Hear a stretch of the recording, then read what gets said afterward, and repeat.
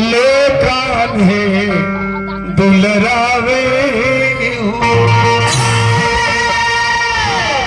पिता अपने पुत्र को कभी कंधे पर खिलाता है, कभी अंगुरी धरा के चलाता है, कभी गाल चूमता है, कभी बाल सहलाता है।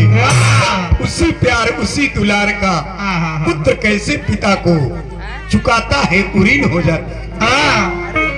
अरे वही दुलार का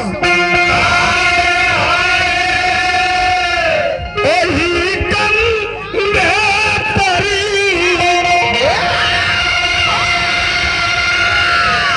पिता को जब रथी उठावे पिता के जब अरे थी उठावे